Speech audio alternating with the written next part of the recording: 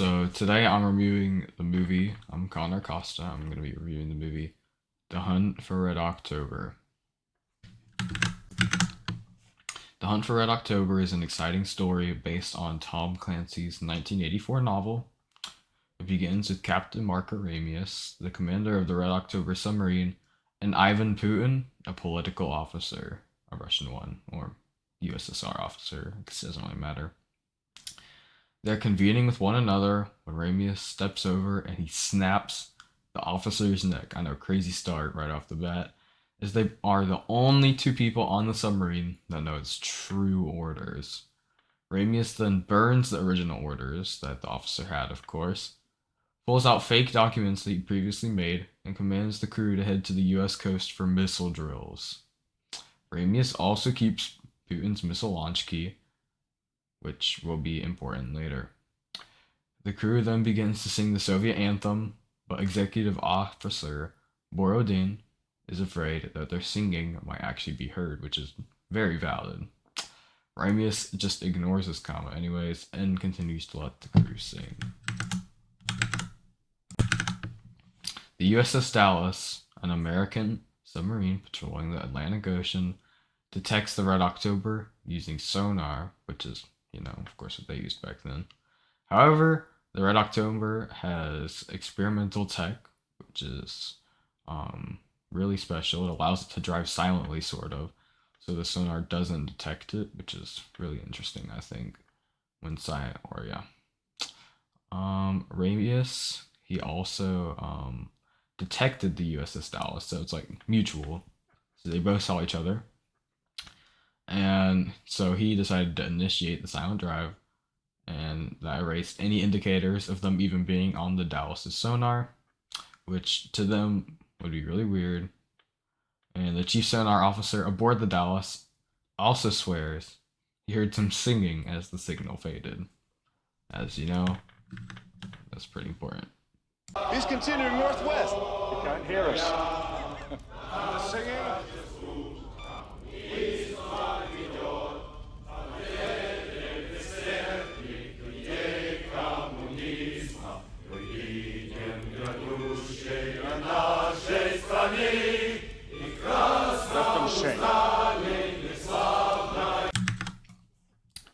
CIA analyst and former Marine Jack Ryan flies from London to Washington to brief officials on the Red October as he knows about it. He says that it is equipped with a new kind of propulsion drive, which could be threatening to the United States, as they could park it on the edge of the US coast and no one would know. Jack then proceeds to consult former submarine captain Skip Tyler about the new propulsion drive, as he doesn't know a whole lot about it, because he's not really a technology guy himself. Tyler then confirms that it has no moving parts and is very quiet, making it almost impossible to detect with the current technology. After obtaining that info from Tyler, Vice Admiral James Greer briefs Jack on developments within the Soviet Union.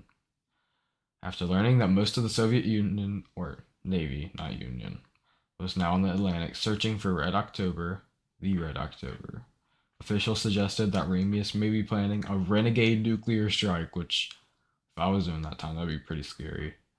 However, Jack disagrees, suggesting that Ramius intends to defect to the United States instead. So we got two people, they don't really agree with each other, and that's going to be really important later on.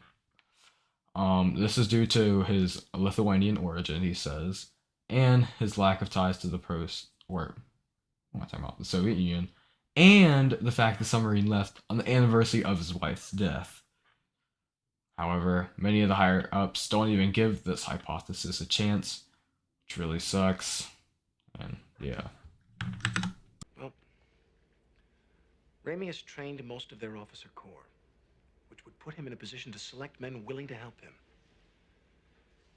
But he's not Russian. He's Lithuanian by birth, raised by his paternal grandfather, a fisherman. And he has no children, no ties to leave behind. And today is the first anniversary of his wife's death. Oh, come on. You're just an analyst. What can you possibly know what goes on in this mine? I know Ramius, Jim. National Security Advisor Jeffrey Pelt shows some consideration and decides to give Jack 3 days to prove that Ramius wants to defect.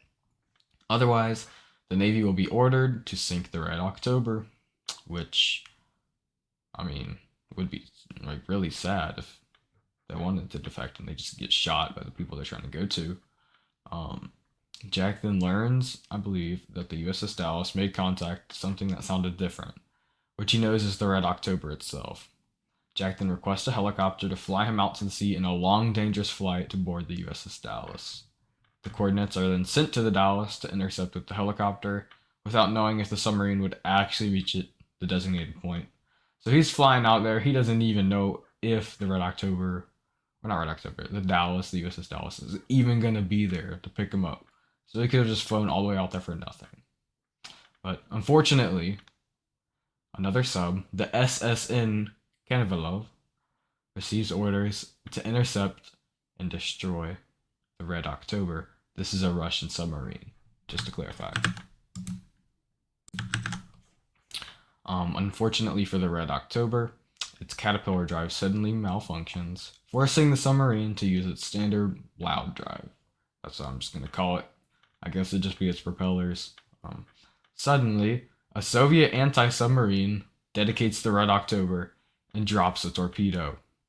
The Red October tries to use its countermeasures, which are kind of like, you know how planes have flares, submarines have those instead for the torpedoes, but the torpedo only stops its pursuit momentarily, and it continues to go after the Red October. Ramius has to turn the ship at the last second, barely dodging the torpedo as it hits the nearby rock wall formation, or whatever it was. Looked like a rock to me. Right full rudder. Reverse starboard engine. Right full rudder, hold back starboard shaft. Hold back starboard shaft. Torpedo impact. 12 seconds. 10, 9, 8, 7, 6, 5. Navigator. Mark your head. 10 degrees off in the bottom. 10 degrees right.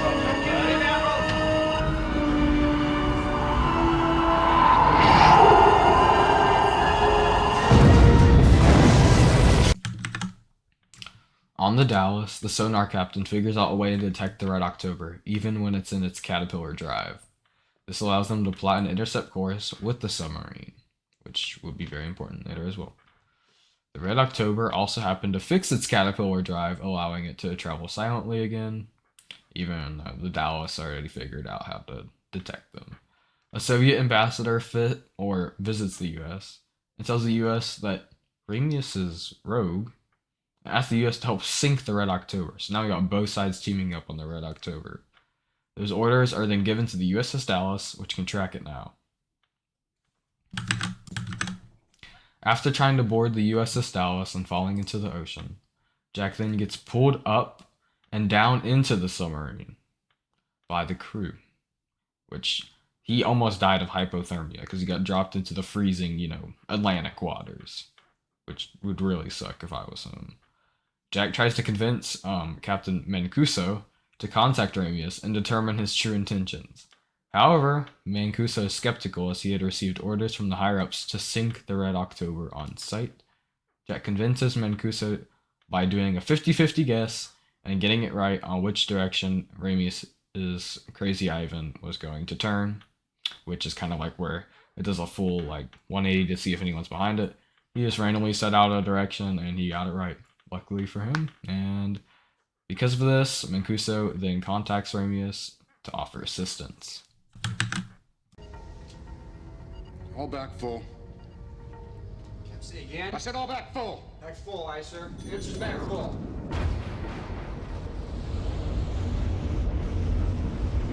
Captain, we're cavitating. He can hear us. Come on, aye.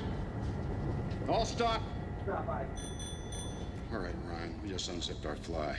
Mr. Thompson, open the outer doors. Firing point procedures. Now, if that bastard so much as twitches, I'm gonna blow him right to Mars.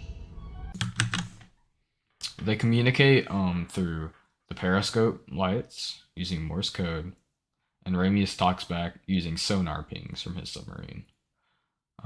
Ramius ends up accepting the Americans' plan and stages a fake nuclear emergency. This allows him actually to surface the sub and the crew to abandon ship, and then basically he goes back into the ship, or saying that he's gonna like scuttle it. I think that's what it calls, where he like basically destroys it so no one else can get the stuff. However, this was actually a lie because no one else on the Red October knew any Morse code. So then through like a rescue sub, Jack then boards the Red October, because he speaks Russian too, because he was, I think, an analyst, and he's in London, so people in London know a lot of languages, I'm sure. And yeah, he starts talking to Ramius. However, they check and they see that the SSN Kanivalov then arrives, prepared to destroy the Red October. As you remember, they started coming earlier. However, Ramius dodges the torpedo by like turning around it at the last second, and it redirects it back into the Kanivalov, blowing it up and solving that issue for now. Unfortunately for them, the submarine's chef actually, who was, I think, like a spy on the ship, decided to, become a saboteur, as he didn't leave with all the other crew, and shot at, Jack and Ramius as they were piloting the ship. I think there was also another officer there, and he got shot and he died. The chef runs off then, and Jack pursues him using Ramius's gun, and he tries to ignite the missile engine in the sub, like the nuclear missile, to destroy the ship. But Jack catches up. He like climbs up a ladder and he goes underneath him and shoots his like butt or something. Goes all the way up through his head. He dies. And so now that they have that problem taken care of, they're finally free to navigate the sub back to the what's it called? Or not back, but to a river in Maine. I think it was called the Penobscot River. And yeah, then Jack takes the flight back home because he knows he's finally safe. In which of the 9 historical periods would this movie be placed? This movie takes place during the Cold War, which is what the entire period of Period 8 encases. So it'd be in Period 8. How historically accurate is this movie in some examples? Personally, I'd say this movie is somewhat historically accurate, because there's things such as the Cold War and the threat of nuclear war, and, nuclear submarines being around at the time. However, the Red October, unfortunately, was not a real submarine and did not defect, and neither was the tech on the submarine, that being the silent caterpillar drive, which was the main thing the Red October had on it. So, what's some new information that I learned from the movie? I learned that homing torpedoes back then could actually be dodged by a submarine, which I thought was really cool, and it saved the Red October numerous times. I also learned about the different sides of the ship, such as port and starboard. Personally, I did not know those, as I'm not a big boat guy myself, but I know them now. So what questions did I have about the historical moment and that the movie triggered in my mind? One question I had was simply, what were the punishments for defecting to the US from the Soviet Union? And, I'm pretty sure I figured that one out afterwards. I did a little bit of research and I realized, it's a lot more harsh than what the US did, which, is the death penalty or terrible concentration camps, pretty much, which personally doesn't sound like worth the risk to me at all whatsoever. So overall, what did I think of the movie? Overall, I thought the movie was pretty good. I was a little lost at first, because I just wasn't thinking. I thought it was just gonna be like Last of the Mohicans a little bit. But about a third in the way, I realized what was actually happening and that the submarine had a special thing on it, because before I was so confused on why they couldn't find it. But yeah, And here's a few pictures of me watching it.